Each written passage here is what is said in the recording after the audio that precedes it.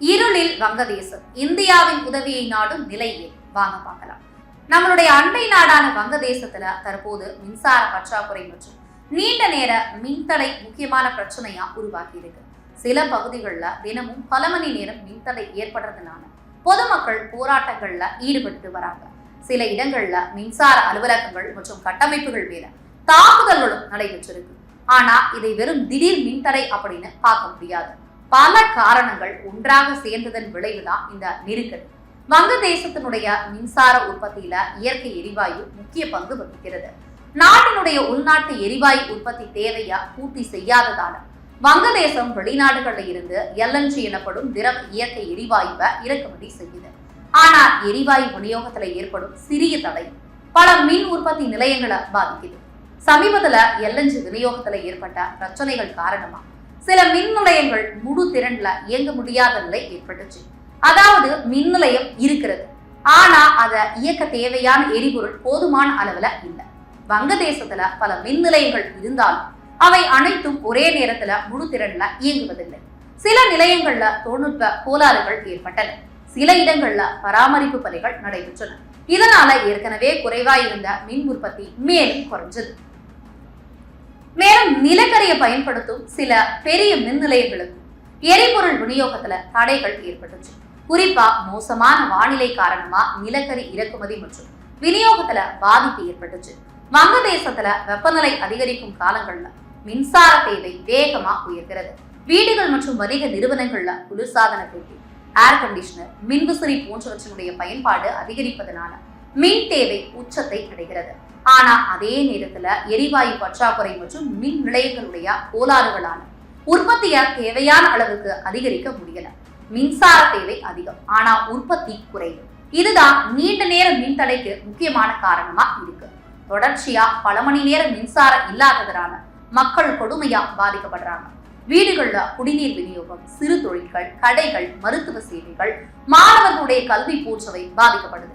இதனால சில பகுதிகளில் மக்கள் சாலைகள்ல போராட்டம் நடத்துறாங்க. சில இடங்கள்ல மின்சார அலுவலகங்கள் முற்றுகையிடும் சம்பவங்களும் ஏற்பட்டிருக்கு. இதனால மின்சார பிரச்சனை தற்போது பொருளாதார பிரச்சனையிலிருந்து சமூக மற்றும் அரசியல் பிரச்சனையா மாறி இருக்கு. இந்தியாவுக்கும் வங்கதேசத்துக்கும் இடையே ஏற்கனவே எல்லை தாண்டிய மின்சார வர்த்தகம் இருக்கு. இந்தியாவிலிருந்து வங்கதேசத்துக்கு மின்சாரம் வழங்கப்படுகிறது.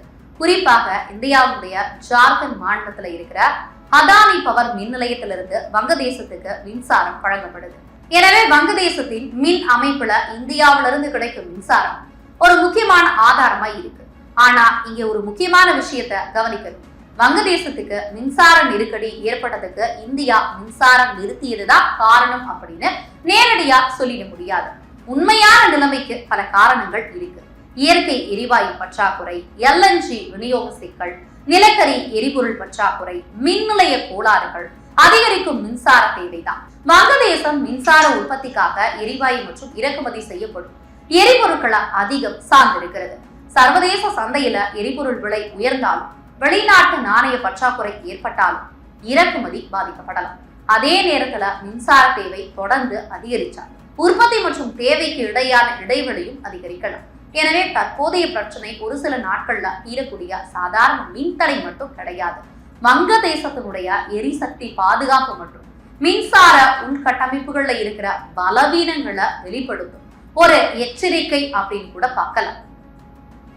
வங்கதேசத்தினுடைய தற்போதைய மின்சார நெருக்கடிக்கு ஒரே ஒரு காரணத்தை சுட்டி காட்ட முடியாது. மின் நிலையங்கள் இல்லாததுனால மின்சாரம் இல்லை அப்படின்றது பிரச்சனையினுடைய முழு உண்மை கிடையாது.